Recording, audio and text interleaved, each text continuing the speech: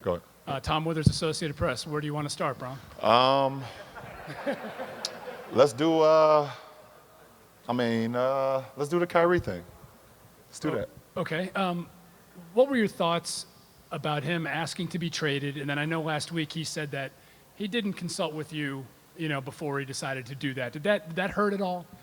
Well, my initial thoughts when I heard that Kyrie wanted to be traded, I had a ton of emotions. I was wondering if something I could have did better to make him not want to be traded. Is it the way that the season finished, or was it me coming back in the first place? Was it the coaching changes or the GM change, or I don't know. I had so many different emotions go through my head, and for me personally, you guys know, you guys are around. For the guys that was around every day, I try to do whatever I could do to help the kid out, be the best player he can be, try to help him, be a better leader, be a better scorer, a better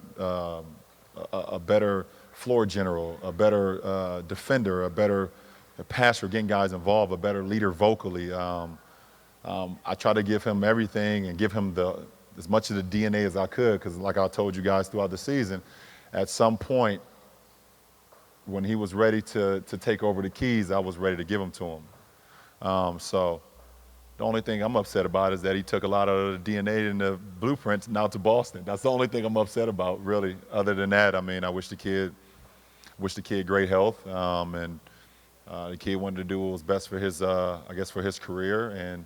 And I give credit to our GM, Kobe, and our to the ownership for granting that for him. So other than that, I don't really have much. I don't really have much more to say. Like I said, it was so many different emotions. I just hope that I was I tried to do whatever I could, just try to help the kid be as great as he could be, or as great as he wanted to be, and and that's it. LeBron, Nick Michaels, WRGM. What advice do you have for Kyrie now that he is in Boston and he is the guy? What kind of pressure will he have, and what advice do you have for him that you would like to tell him? No, I don't have any advice for him now. I got no advice for him or any other people that's on any other team. No, listen, man, we trying to win a championship here. I don't have time to give advice to other guys. You're either with us or you're against us. So, I'm truly humbled and excited, and it was a gratifying 3 years that we played together. But even if my son went to another team and we was playing against each other, I'm not giving him shit. Nah, he'd come home and eat dinner or something, but he'd get no advice from me. That's just the way it go.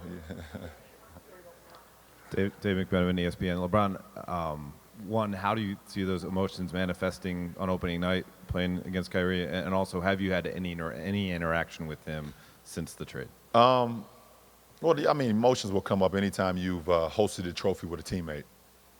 And it's different levels of emotion, obviously, depending on the player, or different, what you went through with that guy. But it was emotions when I came back to Cleveland and I saw, D Wade and Udonis and Chris and Mario and those guys. When the first time I seen those guys, a lot of emotions, tons of emotions, because you know what you went through.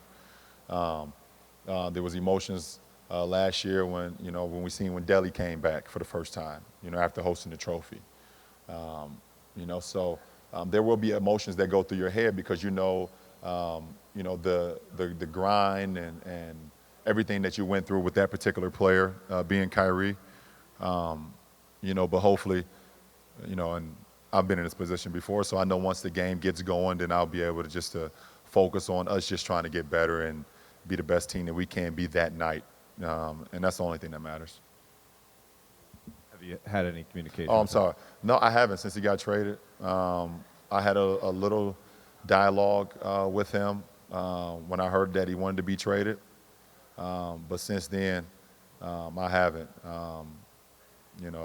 You guys know Kyrie, so. Next question. Jason Lloyd, The Athletic. I think it was your first year back. We talked about, you'd said he can be stubborn and hard-headed at times, and and stuff you were trying to show them and teach them. Did you see this coming at all, even walking off the floor in Oracle at all? We don't get to see everything that goes on, obviously, with you guys. Did you have any sort of sense of this coming? No, I don't think anybody in the organization sees it coming.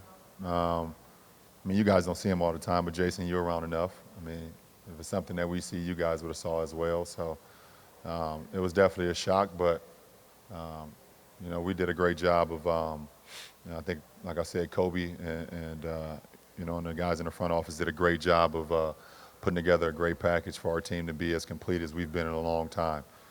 So that's what I'm truly excited about.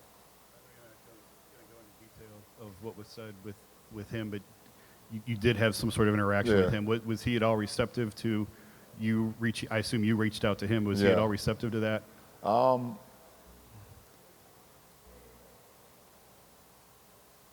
I mean, I reached out to him because I just wanted to get a little insight on, you know, why he felt like he wanted to move on, and you know, and it was, you know, it was like I said, I had a lot of emotions in my head, but I'm one to always kind of reach out to someone and just see, you know, from their vantage point of, you know, because when I heard it from a third or fourth party, and I don't, you know, so many things can be fabricated when you hear from different sources and different people, and you know, obviously, the word source in this world is the worst thing in the world, especially in the sports world. So I'm not a source guy, so I went straight to the guy. And he basically just let me know that that was the direction he wanted to go in. And I was okay with that. I mean, it's a business. I understand that. And it doesn't stop me from leading this franchise and leading this team and going on about it. But I definitely wanted to just go right to him and ask him, and he clarified it for me, so I was at ease. Was that prior to us finding out? Was that prior to the world finding out? I don't know when you guys found out about it, to be honest. You know, I spent a lot of time this summer with my son and their basketball tournaments and things of that nature, so when I hear about things, it's kind of shocking to me because I'm not even really on my phone that much as far as the, you know, the media's perspective, because I kind of try to give it a break. But I don't know when you guys heard about it. But when I heard about it, I just went to the source.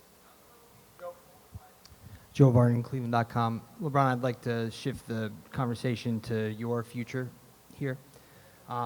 When you came back 3 years ago, and it was a euphoric time for you and everybody around you, but you said on several occasions that you intended to finish your career here. And I guess I wanted to approach it this way. Has that thought or feeling for you changed? And if so, why? It hasn't changed. And that's why I sit up here today, still in this uniform, still ready to lead this franchise to a championship, put us in a position where we can be successful. You know, obviously you guys know with me, and anytime I'm able to, you know, either be a free agent or my contract is ending, then I'll approach that, you know, when the summer comes.